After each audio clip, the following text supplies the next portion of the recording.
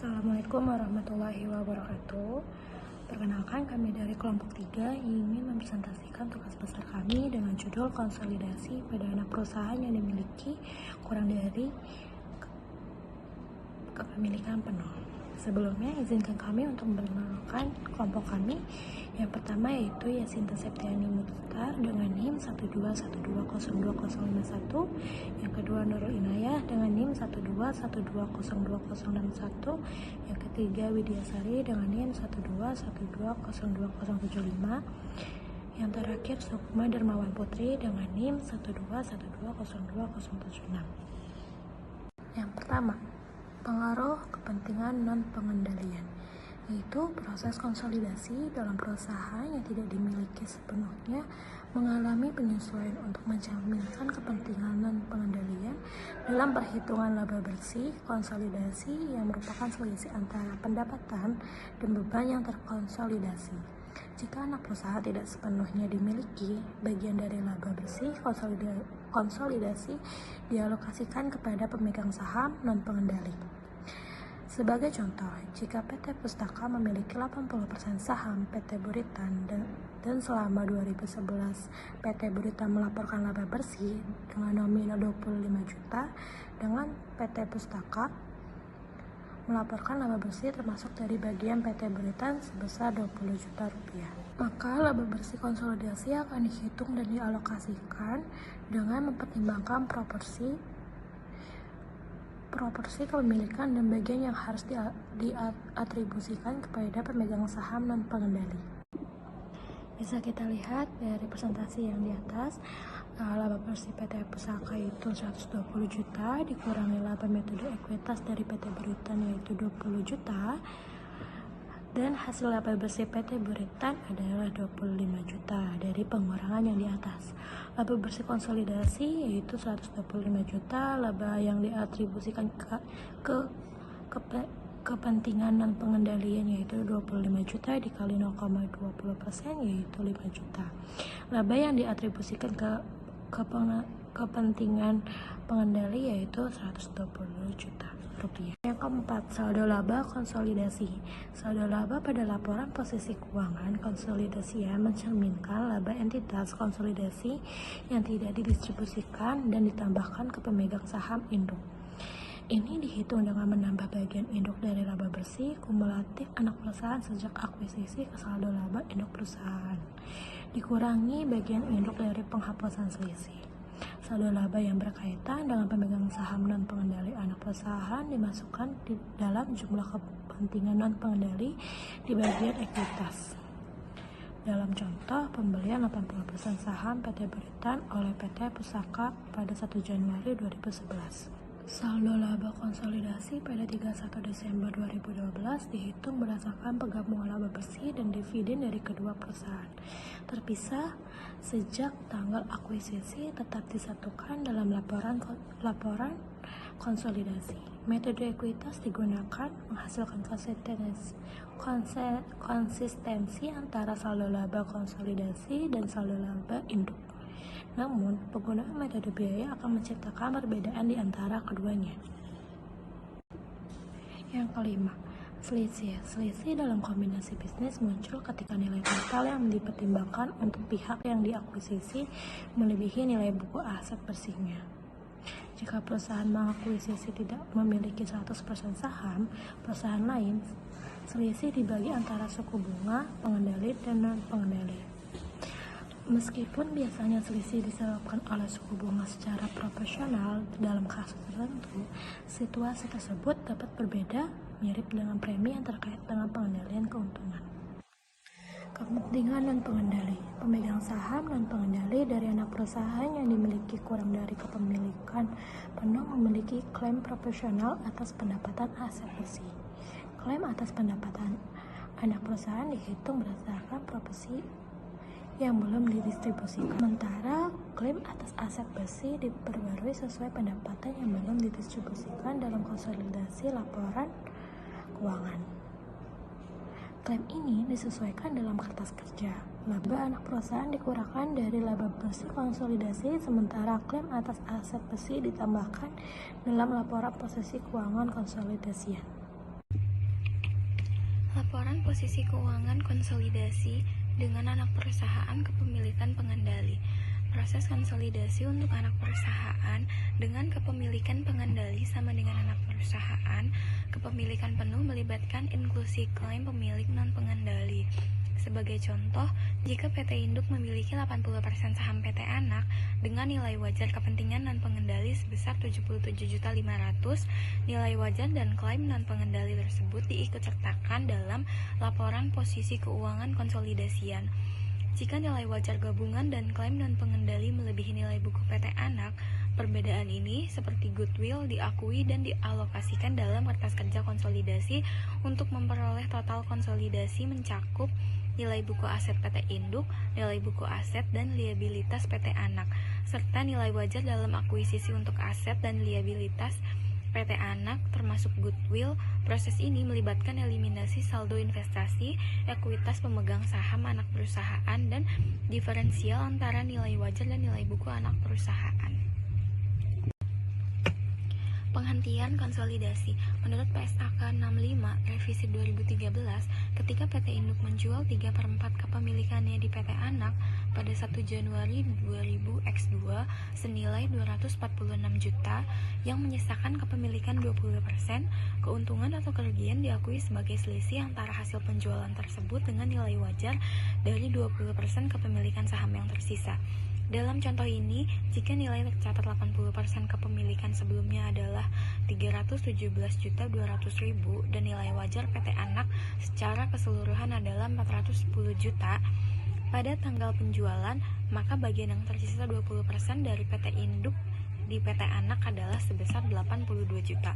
Keuntungan atau kerugian diakui berdasarkan selisih antara hasil penjualan dengan nilai wajar dari 20% kepemilikan saham yang tersisa dan nilai total kepemilikan PT Induk pada anak perusahaan. Penerimaan kas 246 juta, nilai wajar kepentingan saham tersisa PT Induk di PT Anak 82 juta, dijumlahkan hasilnya adalah 328 juta.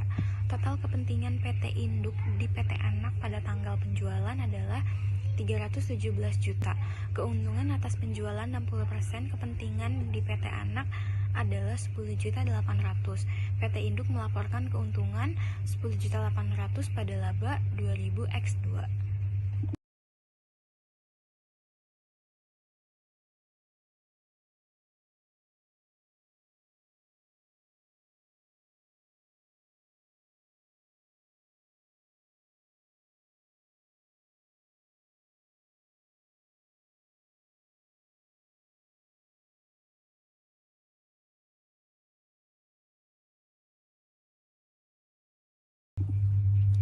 Dalam konsolidasi, pendapatan komprehensif lain dari anak perusahaan seperti keuntungan belum direalisasi diakui tetapi tidak termasuk dalam laba bersih anak perusahaan. Pada 31 Desember 2000 X2, PT Anak mencatat peningkatan nilai wajar investasi mereka mempengaruhi pendapatan komprehensif lain. Meskipun PT Induk seolah-olah mengabaikan pendapatan komprehensif lain, anak perusahaan, pada akhirnya mereka mengakui bagian proporsional dari keuntungan belum direalisasi. Di kertas kerja konsolidasi dilakukan ayat jurnal untuk menghilangkan perhitungan ganda, mengalokasikan ke bagian non-pengendali, dan memasukkan pendapatan komprehensif lain dalam laporan keuangan konsolidasian. Penyesuaian ini di masa mendatang akan mencerminkan perubahan nilai investasi sebagai pendapatan komprehensif lain dengan alokasi ke pemegang saham pengendali dan non-pengendali sesuai peraturan PSAK yang menuntut transparansi dalam pengungkapan pendapatan komprehensif lain dalam laporan keuangan konsolidasian. Eliminasi dalam kertas kerja konsolidasi pada 31 Desember 2000 X3 akan mencakup penyesuaian atas akumulasi pendapatan komprehensif lain awal anak perusahaan dan peningkatan saldo kepentingan non-pengendali berdasarkan bagian proporsional mereka atas saldo tersebut. Bab 3 hingga 5 menguraikan fondasi penting terkait laporan keuangan konsolidasian dan prosedurnya. Sebelum memperdalam transaksi antar perusahaan di bab 6 hingga 8, aspek tambahan perlu diperhatikan. PSAK 22 menekankan penilaian aset dan liabilitas pada nilai wajar saat mengakuisisi anak perusahaan. Namun perlakuan ini belum jelas dalam konsolidasi setelah akuisisi saham.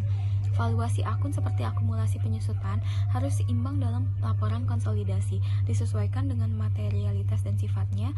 Saldo laba negatif anak perusahaan saat akuisisi tidak berpengaruh signifikan pada proses konsolidasi, dieliminasi melalui ayat jurnal yang meniadakan saldo tersebut. Selanjutnya, perlakuan terhadap saham revelen dalam konsolidasi dibahas lebih lanjut di bab 9. Pelepasan aset anak perusahaan yang terkait selisih memiliki dampak pada laporan laba rugi. Selisih yang terkait dengan penjualan aset dihapuskan dalam proses konsolidasi mempengaruhi laba metode ekuitas dan laba konsolidasi. Sisa selisih harus dialokasikan berdasarkan metode persediaan yang digunakan oleh anak perusahaan. Proses konsolidasi untuk anak perusahaan dengan kepemilikan kurang dari penuh mengikuti pendekatan yang sama dengan modifikasi pada ayat jurnal eliminasi. Mengakui klaim pemegang saham non-pengendali atas laba dan anak aset perusahaan sesuai nilai wajar saat akuisisi. Laba bersih konsolidasi adalah hasil dari laba induk perusahaan dan laba bersih anak perusahaan yang disesuaikan, termasuk alokasi laba, kepentingan non-pengendali, dan entitas pemilik publik. Selanjutnya, konsolidasi dan metode biaya. Tidak semua induk perusahaan menggunakan metode ekuitas untuk mencatat investasi pada anak perusahaan yang akan dikonsolidasi. Pemilihan metode biaya atau metode ekuitas tidak mempunyai pengaruh terhadap laporan keuangan konsolidasian. Hal ini terjadi karena saldo akun investasi pendekatan induk perusahaan dari anak perusahaan dan akun-akun terkait akan dieliminasi dalam penyusunan laporan keuangan konsolidasian. Jadi, induk perusahaan bebas untuk memilih menggunakan metode biaya atau metode ekuitas atau versi lain dari metode ekuitas dalam pembukaan terpisahnya untuk akuntansi investasi pada anak perusahaan yang akan dikonsolidasi. Karena metode biaya menggunakan ayat jurnal induk perusahaan yang berbeda dibandingkan metode ekuitas, maka metode biaya juga mengharuskan ayat jurnal eliminasi yang berbeda dalam penyusunan kertas kerja konsolidasi. Selalu ingat bahwa laporan keuangan konsolidasian biasanya akan sama, tidak tergantung pada metode biaya atau metode ekuitas yang digunakan induk perusahaan dalam pembukuan terpisahnya. Konsolidasi tahun kombinasi bisnis. Untuk mengilustrasikan cara penyusunan laporan keuangan konsolidasian, jika induk perusahaan mencatat investasinya di anak perusahaan menggunakan metode biaya, akan digunakan lagi contoh PT Induk dan PT Anak. Asumsikan bahwa PT Induk membeli 80% saham biasa PT Anak pada tanggal 1 Januari 2001 seharga 310 juta. Pada tanggal tersebut, nilai buku PT Anak secara keseluruhan sebesar 300 juta dan nilai wajar buku dari 20% kepentingan non-pengendali sebesar 77.500 juta. Selisih total 7.500 sama dengan 310 juta ditambah 77,5 juta dibagi 300 juta. Dari total selisih 5 juta berhubungan dengan persediaan yang terjual pada 2001 yaitu 10 juta, berhubungan dengan tanah yaitu 60 juta, berkaitan dengan bangunan dan peralatan yang memiliki masa ekonomi selama 10 tahun dari tanggal kombinasi, dan 12.500 berkaitan dengan goodwill yang dikurangi oleh 3.125.000 dari kerugian penurunan nilai selama 2001 dan tetap konstan setelahnya. Semua data yang lain sama dengan yang disajikan pada figur 5-1 dan 5-4. Selanjutnya, ayat jurnal induk perusahaan metode biaya. PT Induk mencatat 2 transaksi terkait investasi di PT Anak pada tahun 2000X1, yaitu pembelian saham pada Aya Jurnal 30 dan penerimaan dividen pada Aya Jurnal 31.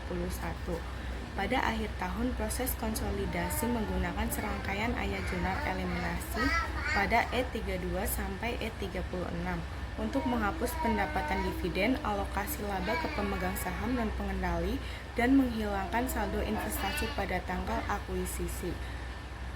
Langkah-langkah ini konsisten dalam metode akuisisi dan metode ekuitas, memastikan saldo pada tanggal kombinasi tidak terpengaruh oleh metode pencatatan investasi induk. Hal ini tercermin dalam kolom konsolidasi pada kertas kerja, menuju bahwa metode pencatatan investasi induk tidak mempengaruhi laporan keuangan konsolidasian. Selanjutnya akan dilanjutkan oleh rekan saya. Berikut ini merupakan kertas kerja laporan keuangan konsolidasian antara PT Induk dan PT Anak. Dapat kita lihat dengan seksama, ini merupakan bentuk kertas kerja konsolidasian. Yang berikutnya adalah konsolidasi tahun kedua kepemilikan. Proses konsolidasi setelah tahun kedua pasca akuisisi menggambarkan perbedaan yang mencolok antara metode biaya dan metode ekuitas dalam mencatat investasi dan menghapusnya. Dalam metode biaya, induk perusahaan hanya merekam dividen yang diterima dari anak perusahaan, tanpa mencatat laba anak perusahaan yang tidak dibagikan. Ini menyebabkan saldo laba awal tahun kedua pada buku terpisah lebih rendah dibandingkan saldo laba konsolidasi. Dalam proses konsolidasi, Aya Jurnal disusun untuk menyesuaikan saldo laba awal dengan saldo laba konsolidasi, serta menghapus investasi dan aset bersih anak perusahaan. Ada juga penyesuaian untuk mengalokasikan kepentingan non-pengendali dalam laporan keuangan konsolidasian, serta penanganan selisih dalam konsolidasi yang tercermin dari penyesuaian nilai wajar pada akuisisi perusahaan. Tahun 2022 mengalami penyesuaian pada saldo awal kepentingan non-pengendali dan pengendali, karena metode biaya tidak menghilangkan sepenuhnya faktor-faktor ini. Penghapusan selisih tahun sebelumnya melibatkan beberapa elemen seperti penjualan aset, penambahan penyusutan, dan pengurangan saldo laba. Namun, laba anak perusahaan tidak sepenuhnya dihapus karena metode biaya tidak mencatat laba yang tidak dibagikan sejak akuisisi. Ini mengakibatkan sebagian saldo laba anak perusahaan dimasukkan ke saldo laba konsolidasi, yang terdiri dari laba induk perusahaan berdasarkan metode biaya, tambahan laba anak perusahaan yang tidak dibagikan, dan pengurangan sebagian dari penghapusan selisih sejak akuisisi. Laporan keuangan konsolidasian mencerminkan jumlah yang berkaitan dengan kepentingan pengendali, bukan laba bersih konsolidasian. Menggambarkan kompleksitas dalam penyusunan laporan keuangan konsolidasian. Proses konsolidasi setelah akuisisi menunjukkan bahwa perbedaan metode akuntansi seperti metode biaya dan metode ekuitas berdampak signifikan pada laporan keuangan konsolidasian. Metode biaya dengan fokus pada dividen tanpa mencatat seluruh laba anak perusahaan menciptakan ketidaksesuaian antara saldo laba awal buku terpisah dan konsolidasi. Aya Jurnal yang kompleks diperlukan untuk menyesuaikan saldo laba, menghapus investasi, dan mengalokasikan kepentingan non-pengendali. Penyesuaian ini memperlihatkan bahwa laporan keuangan konsolidasian lebih mencerminkan jumlah terkait dengan kepentingan pengendali, bukan laba bersih konsolidasian. Menyoroti pentingnya pemahaman mendalam mengenai metode akuntansi yang digunakan setelah akuisisi. Sekian presentasi dari kelompok kami. Semoga yang ada di sini bermanfaat bagi kita semua. Sekian kami ucapkan terima kasih. Wassalamualaikum warahmatullahi wabarakatuh.